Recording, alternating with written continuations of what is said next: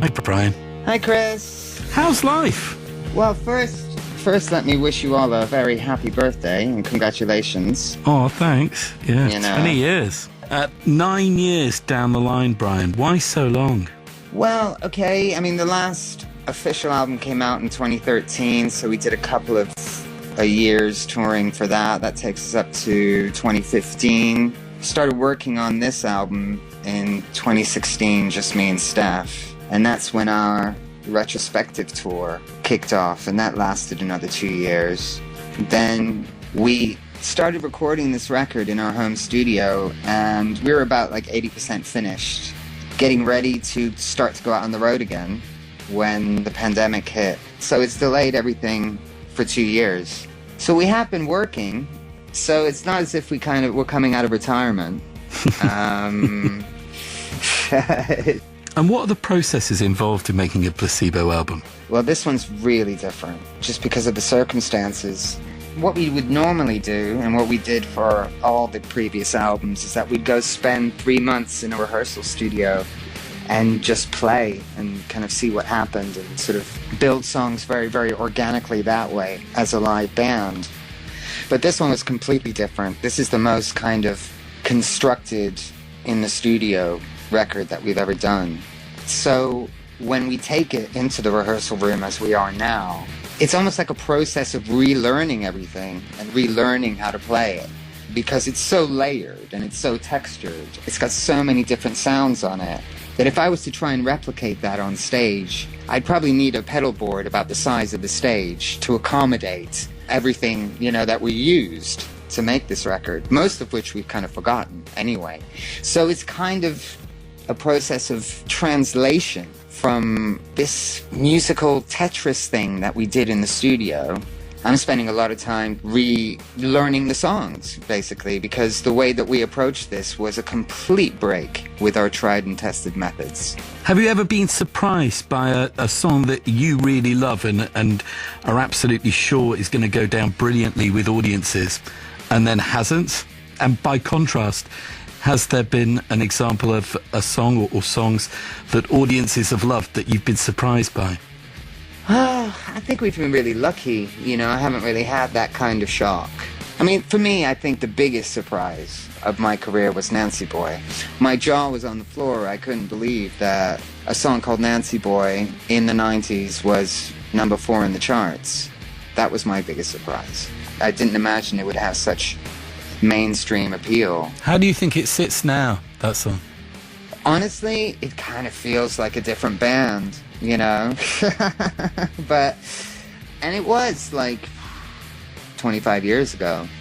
I'm pleased that I had that kind of bravado and incredible self-confidence to put something like that out in the 90s. I don't know whether I have that confidence today.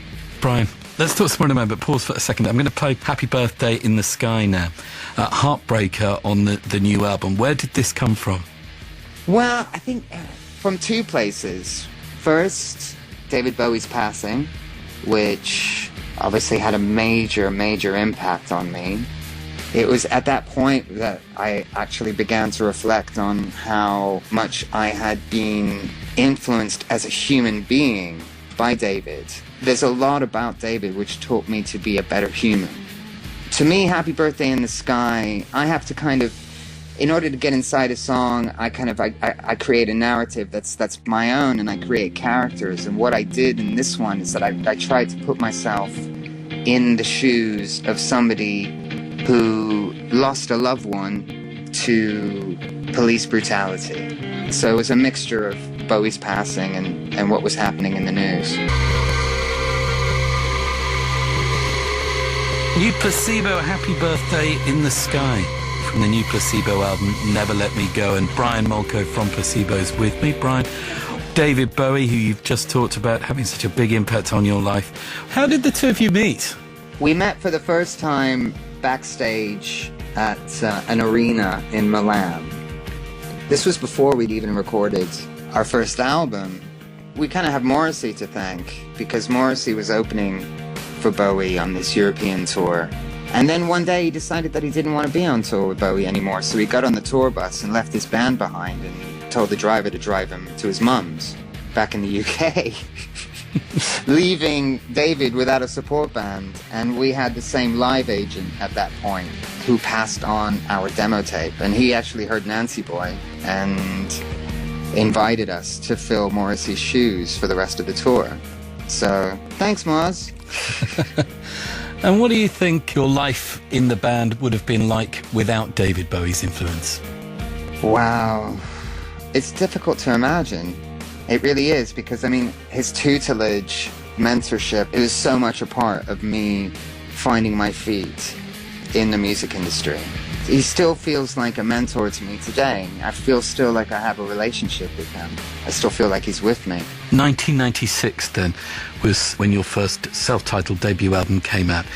Do you think you were ready for that album to go so huge, Brian, and all the success that came with it? Certainly not. We didn't imagine that would happen. Because when I started the band, I was on the dole. You know, I was kind of getting, unemployment and housing benefit and things like that. So my expectations were quite low. I just kind of wanted to get out of poverty and be able to feed myself and house myself. That was really my motivation. And not to have to go get what I call a muck job. But we were really young, really naive. There was an element of kind of where we felt like we tricked people into giving us, a record deal and the opportunity to make an album, and that we'd be found out quite quickly. So we just embraced it. Was being a rock star your destiny, though, do you think? Depends on whether you believe in destiny or not. Do you?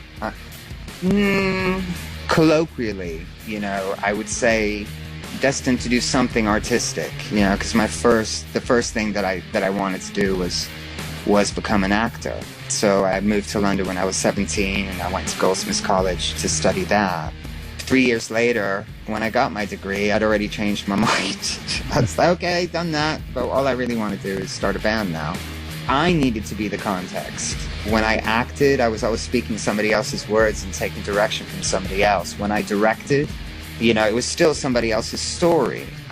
Even when I started making small films, that's the closest that I sort of got to having my own voice, was when I started writing my own performances and making little movies.